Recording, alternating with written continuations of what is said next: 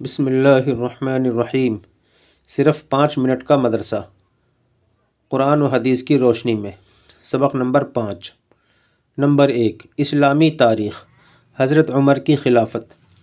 حضرت ابوبکر صدیق رضی اللہ عنہ کے انتقال کے بعد حضرت عمر فاروق رضی اللہ عنہ مسلمانوں کے دوسرے خلیفہ بنے۔ آپ رضی اللہ عنہ نے 10.5 سال خلافت کی۔ آپ رضی اللہ عنہ کے دور خلافت میں اسلام خوب پھیلا اور چمکا۔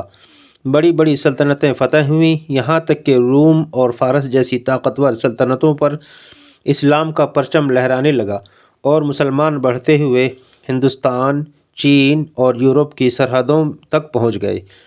آپ رضی اللہ عنہ کے دور خلافت میں 500 قلعے اور 1036 شہر فتح ہوئے۔ آپ رضی اللہ عنہ کی خلافت کا رقبہ 22.5 لاکھ مربع میل بیان کیا جاتا ہے۔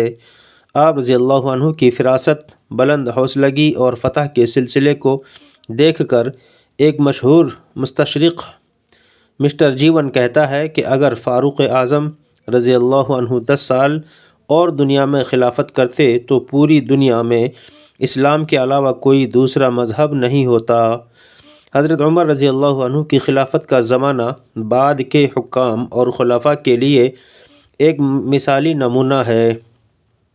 نماز فجر میں فیروز نامی عیسائی نے 26 ذی الحجہ کو آپ کو زخمی کر دیا، جس کے 3 دن کے بعد آپ کی وفات ہو گئی۔ محرم الحرام کی پہلی تاریخ کو تدفین ہوئی۔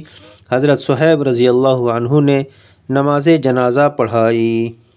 نمبر 2، اللہ کی قدرت۔ مور کی خوبصورتی۔ اللہ تعالیٰ نے انسان کو دنیا میں جنت کا ہلکا پھلکا مزہ چکھانے کے لیے ایسا خوبصورت پرندہ پیدا کیا کہ انسان اس کی خوبصورتی کو دیکھ کر حیران رہ جاتا ہے۔ چنانچہ مور ایک ایسا ہی پرندہ ہے جس کی دم کے پروں کو اللہ تعالیٰ نے بہت ہی خوبصورت بنایا۔ اللہ تعالیٰ نے مور کو اپنی دم پھیلانے کی صلاحیت دی ہے۔ جب وہ اسے پھیلاتا ہے اور دھوپ کی وجہ سے وہ چمکتی ہے تو ایسا محسوس ہوتا ہے کہ اس کی دم پر سینکڑوں نیلم کے پھول لگے ہوں۔ یہ اللہ تعالیٰ کی قدرت کا ایک نمونہ ہے۔ نمبر 3، ایک فرض کے بارے میں۔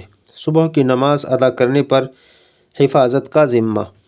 رسول اللہ صلی اللہ علیہ وسلم نے فرمایا، جس نے صبح یعنی فجر کی نماز ادا کی وہ اللہ کی حفاظت میں ہے۔ نمبر 4، ایک سنت کے بارے میں۔ ہاتھ پاؤں کی انگلیوں کا خلال کرنا۔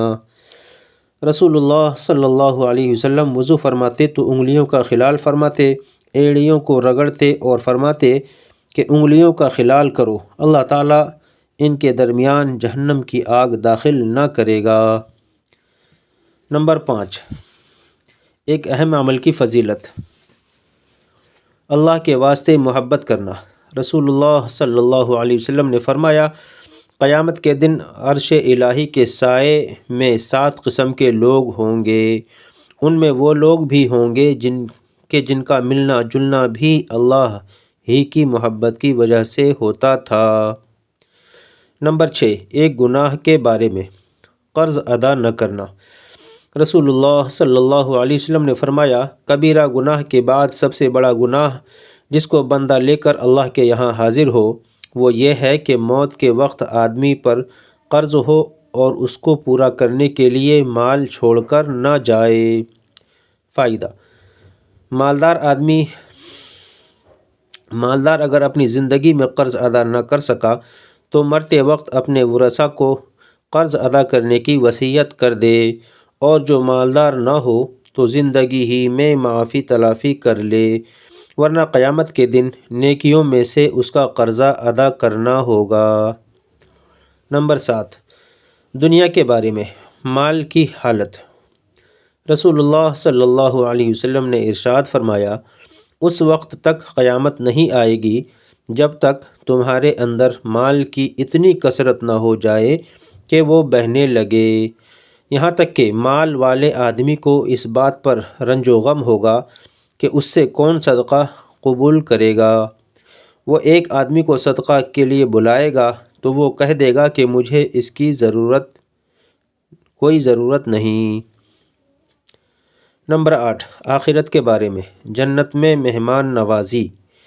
قرآن میں اللہ تعالیٰ فرماتا ہے، بے شک جو لوگ ایمان لائے اور نیک کام کیے ان کی مہمانی کے لیے فردوس کے باغ ہوں گے، وہ ان میں ہمیشہ رہیں گے اور وہ وہاں سے کہیں جانا نہیں چاہیں گے۔ نمبر 9، طب نبوی سے علاج، بیماری سے بچنے کی تدبیر۔ رسول اللہ صلی اللہ علیہ وسلم نے فرمایا، جب تمہارے برتن میں مکھی گر پڑے تو اس کو پہلے پوری طرح ڈبا دو، پھر نکال کر پھینکو، کیونکہ اس کے ایک پر میں شفا ہے تو دوسرے میں بیماری ہے۔ نمبر 10، قرآن کی نصیحت۔ قرآن میں اللہ تعالیٰ فرماتا ہے، کیا تم دوسروں کو نیکی کی نصیحت کرتے ہو اور اپنے آپ کو بھول جاتے ہو، حالانکہ تم کتاب کی تلاوت بھی کرتے رہتے ہو؟ یعنی پس ایسا کیوں کرتے ہو؟ کیا تم اتنا بھی نہیں سمجھتے؟ اللہ تعالیٰ ہم سب کو کہنے سننے سے زیادہ عمل کی توفیق نصیب فرمائے۔